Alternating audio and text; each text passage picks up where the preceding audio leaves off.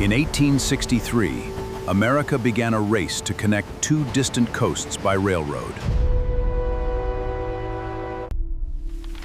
America was growing fast, but its eastern and western halves were separated by thousands of miles of wilderness. In 1862, Congress approved a plan: build two railroads from opposite sides and make them meet in the west. Union Pacific would build west from Omaha. Central Pacific would build east from Sacramento, and the race had begun. In Nebraska, Union Pacific workers began laying the first miles of track across an enormous, unforgiving prairie. Every day mattered. The farther the tracks advanced, the faster the two companies raced toward their meeting point. But ahead of Central Pacific stood the Sierra Nevada, a massive wall of rock, snow, and unforgiving terrain. To cross the mountains, workers had to cut directly through solid granite, using hand tools and explosive charges. Some sections required workers to carve tunnels through the mountains, advancing only inches at a time. The work was brutally dangerous. Workers faced steep cliffs, falling rock, freezing weather, and deadly accidents. Then winter arrived. Heavy snow buried the mountains, but the railroad crews were expected to keep working. When the snow finally cleared, the crews returned to work. The race west had not stopped. The race west had not stopped. As construction pushed deeper into the mountains, Central Pacific needed more workers, and thousands of Chinese laborers became essential to the project. When hand tools weren't enough, crews used carefully placed explosives to break through the mountains. Every mile demanded enormous human effort, especially in terrain where machines simply could not do the work. Despite the obstacles, the track kept advancing, pushing deeper into the Sierra Nevada, one section at a time. While Central Pacific fought the mountains, Union Pacific raced across the plains, laying track at a much faster pace. On the open plains, crews could lay miles of track quickly, giving Union Pacific a growing advantage in the race. For Central Pacific, winter became a brutal enemy. Snow buried the work, slowing crews for months at a time. Snowdrifts could bury the railroad overnight, forcing crews to dig constantly just to keep the route open. Deep beneath the mountains, crews carved tunnels by hand, removing thousands of tons of rock to make the railroad possible. Some sections were carved into cliffs hundreds of feet above the valleys, leaving workers with almost no room for error.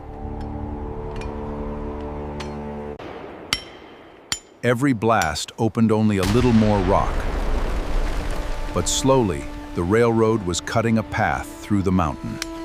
Every blast opened only a little more rock, but slowly the railroad was cutting a path through the mountain. After years of brutal work, Central Pacific was finally climbing toward the summit of the Sierra Nevada. Then, after years of cutting through granite, the tunnel finally broke through to daylight on the other side. By 1868, Central Pacific had finally conquered the Sierra Nevada, carrying the railroad over its most difficult natural barrier. While Central Pacific conquered the mountains, Union Pacific kept racing west across the open plains, closing the distance. By 1868, the two railroads were getting closer. Whoever reached the meeting point first could gain the upper hand. By late 1868, both railroads were deep in Utah territory, and the distance between their tracks was shrinking fast. By early 1869, the race had entered its final stretch. Both crews were pushing toward the same destination. As the tracks approached, engineers had determined exactly where the two railroad lines would finally meet. The railroad was no longer just a construction project. Its final connection had become a matter of national importance. In Utah, the final miles were being laid. After 6 years of work, the two railroads were almost connected. Only a short gap remained. After 6 years of construction, the moment America had been waiting for was finally here. Then came May 10, 1869. At Promontory Summit, the final ceremony was about to begin. A ceremonial golden spike was positioned in the final tie, marking the moment when the two railroads would become one. At 12:47 p.m., the final spike was driven. The tracks were connected, and America's first transcontinental railroad was complete. The news traveled by telegraph across the country. The railroad was finished. One word captured the moment: done. Within minutes, the news began spreading by telegraph, and Americans learned that the continent had finally been linked by rail. Before the railroad, crossing America could take months. Now, the journey could be measured in days.